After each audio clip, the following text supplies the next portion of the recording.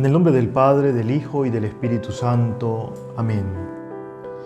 Ángel de Dios, que eres mi custodio, ya que el Señor me ha encomendado a ti, ilumíname, guárdame, rígeme, gobiérname. Amén. María, Reina de los Ángeles, ruega por nosotros.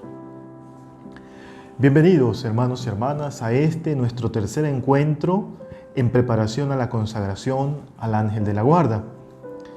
En el día de hoy nos toca o nos ocupa el tema de la Biblia, en el libro del Éxodo de manera especial, hablar de la presencia de los ángeles en este libro tan importante de la Sagrada Escritura.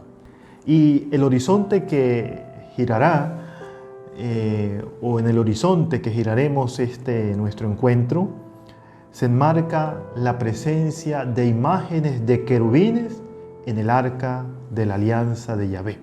El primer episodio que encontramos en el libro del Éxodo para hablar de la presencia de ángeles está en el capítulo 3, del versículo 1 al versículo 2. El ángel de Yahvé se aparece a Moisés como una llama ardiente en medio de la zarza que no se consume. Es interesante ver aquí la presencia, una vez más, de la iniciativa de Dios para con el ser humano.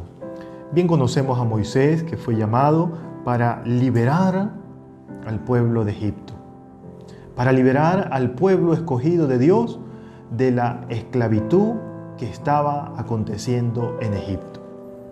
Vemos pues cómo el ángel de Dios, haciendo una prefiguración de lo que sería la manifestación de Jesucristo en el Nuevo Testamento, de ese Dios que viene a salvar, tomar la iniciativa. Acuérdense ustedes aquel tema que hablamos cuando hacíamos referencia a los ángeles, en donde yo les decía que Dios es el único creador. Los espíritus del mal no pueden crear porque no tienen esa facultad. Sin embargo, Dios sí. Por eso Dios se aparece a Moisés como una llama ardiente y Moisés responde. El segundo episodio está en el capítulo 14, versículo 19. Un ángel de Dios que pasa atrás del pueblo a defenderlos. Vemos esa manifestación o esa tarea que tienen los ángeles de ser nuestros defensores, aquellos que acompañan el plan salvífico de Dios para que acontezca tal como Dios lo quiere. El tercer episodio lo encontramos en el capítulo 23, del versículo 20 al 23, que se nos narra una descripción del ángel como custodio del comportamiento humano frente a él. Esto es importante que nosotros lo anotemos y ojalá que ustedes puedan releer este texto para ver la importancia del ángel custodio frente a nuestras acciones humanas. Ya estoy enviando a mi ángel delante de ti para que te proteja en el viaje, hasta introducirte en el lugar que te he preparado. Mi ángel irá delante de ti. Hay una bella costumbre en nuestra Iglesia Católica de rezar siempre a nuestro ángel de la guarda antes de iniciar nuestra jornada, antes de trasladarnos de un lugar a otro, al salir de casa, al salir de nuestro trabajo. Es precisamente motivado en este texto sagrado en donde tenemos la confianza que Dios ha colocado un ángel para que vaya delante de nosotros y nos proteja de cualquier adversidad que se nos pueda presentar. Al igual que en el libro del Génesis que compartíamos en el video anterior, el Éxodo también habla del ángel, ¿no? Para entrar y para hacernos la referencia de la manifestación sensible de Dios, del Dios invisible, diluyéndolo en un antropomorfismo, es decir, esa manifestación de Dios en esta nuestra humanidad. Los ángeles tienen una misión especial, según estos textos que hemos leído del libro del Éxodo, que cumplir. En términos concretos, o en términos abstractos mejor, colocar de manifiesto la bondad de Dios, ese Dios bondadoso que se complace en auxiliar, en ayudar, en enviar mensajeros, en enviar emisarios para que su criatura pueda desarrollar el plan que Él ha trazado. Y en términos concretos, participar como instrumentos de Dios en la economía de la salvación del hombre. ¿Y qué es eso, Padre, de la economía de la salvación? El plan que Dios ha trazado. Por eso, en medio de nuestras dificultades, en medio de tantas calamidades que vivimos, si de algo debemos estar seguros, es que pertenecemos al equipo ganador, es decir, pertenecemos a ese plan de salvación que Dios ha trazado para la humanidad. Pero para ello debemos esforzarnos, para ello debemos reconocerle como nuestro Dios, para ello debemos hacer como Moisés, que lo reconoce en la zarza y se coloca a disposición en obediencia a Dios. Hay un episodio muy interesante que es como que el centro también de nuestro programa del día de hoy, que encontramos en el libro del Éxodo, en su capítulo 25, del versículo 16 en adelante. Los invito para que lo lean, porque allí hay una fundamentación de la representación de unos querubines que Dios manda hacer para guardar el arca de la alianza que le da el Señor a Moisés. Unos querubines que tienen una disposición, ustedes pueden releer el texto y se van a dar cuenta, una posición bien significativa. Son dos querubines que son realizados en oro, que dicen que sus alas se tocan unas con otras, sus caras están frente a frente, mirando hacia abajo en la reverencia que le hacen a Dios. Hacen una especie de propiciatorio, que lo vamos a ver, que es precisamente el asiento de lo sagrado. El arca de la nueva alianza era lo más sagrado para el pueblo de Israel en tiempos de Moisés, en los primeros tiempos de la liberación de Egipto. Y después esta arca de la nueva alianza, lo vamos a ver también, será llevada al templo de Salomón, donde va a ocupar un lugar bien importante. Por tanto, las imágenes como esta que nosotros o que yo tengo aquí o que ustedes tienen, representan y dicen algo. En el caso de la arca de la nueva alianza, significa el propio Dios que manda a construir el santo de los santos, que una vez al año el sacerdote asperjaba con la sangre de las víctimas inmoladas.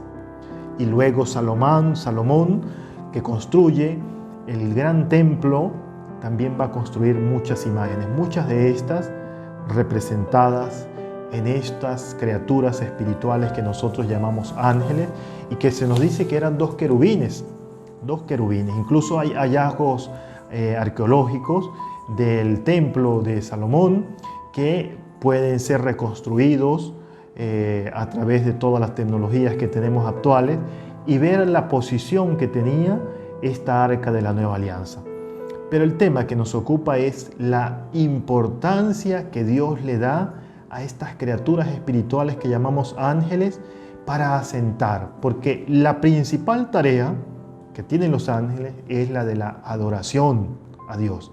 Y la segunda, hacer que la voluntad de Dios se haga presente aquí en la tierra. Es por eso que a nosotros nos ayudan los ángeles a descubrir cuál es la voluntad de Dios. Luego, en el capítulo 33 también se nos va a hacer referencia que Yahvé envía el ángel una vez más delante de Moisés y del pueblo que sacó de Egipto.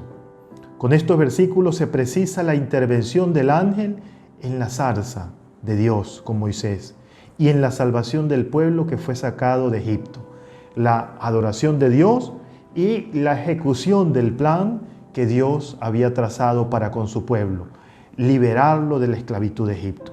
Luego, en el capítulo 36 también vemos la representación de ángeles en bellísimas cortinas elaboradas por los artesanos, los mejores artesanos de aquel momento, que adornaban todo lo que era el arca de la nueva alianza o el lugar, la tienda donde estaba el arca de la nueva alianza, donde Moisés hablaba con Dios y donde Moisés llevaba los mensajes que el pueblo le daba a Dios y los mensajes que Dios le enviaba a su pueblo. En Éxodo, en su capítulo 36, versículo 35, también se nos narra que además de esto hizo un velo de lino fino, retorcido de color morado púrpura, de grana 2 veces teñidas, bordadas de querubines. Obra artística. Y en Éxodo 36 hicieron además ese velo para adornar el lugar sagrado que Dios había establecido. De manera tal que los querubines de oro estaban uno frente al otro, mirando, dice, hacia abajo, hacia el arca que representa la asistencia de los ángeles a Dios y su disposición de hacer la voluntad, su reverencia ante la presencia del Santo de los Santos, su anhelo de mirar el cumplimiento y la salvación en los hombres. Esto es importante hacerlo porque los ángeles, estimados hermanos, nos ayudan a descubrir la voluntad de Dios en nuestra vida. No crean ustedes que Moisés tuvo un llamado de Dios y nosotros no. También nosotros tenemos un llamado de Dios por ser criaturas suyas para que se cumpla la voluntad de Dios en nuestra vida. Y es por eso que la Iglesia Católica y los grandes santos de nuestra Iglesia nos invitan a mirar a los ángeles como nuestros amigos que nos ayudan a descubrir la voluntad de Dios en nuestra vida, para que es el plan que Dios tiene para cada uno de nosotros se haga no conforme a nuestra voluntad, sino conforme a la voluntad de Dios. Por tanto, los querubines no tenían una espada como en el libro del Génesis que estaban cuidando el paraíso. Por el contrario, las alas que protegen y sus rostros uno frente al otro estaban vueltos hacia el propiciatorio, es decir, miraban en la sangre de la víctima que el sacerdote había llevado allí el gran día de la expiación. Es la manifestación, sin duda alguna, de ese gran Cordero que se inmolará para siempre por nuestros pecados, Cristo Jesús el Señor. Es por eso que durante todo este tiempo de consagración vamos a ver que los ángeles, como lo dice el apóstol Pablo, tienen su consistencia en la persona de Cristo Jesús el Señor. Aprendamos a tratar a nuestros ángeles como nuestros compañeros que nos ayudan a descubrir la voluntad de Dios y a ir adelante en el plan que Él tiene para cada uno de nosotros. Muchísimas gracias por haberme escuchado en este tercer día de nuestro camino de consagración. Espero que ustedes vayan aumentando también su devoción, rezando la oración, que también colocaremos al pie de página de este video, la oración al ángel de la guarda.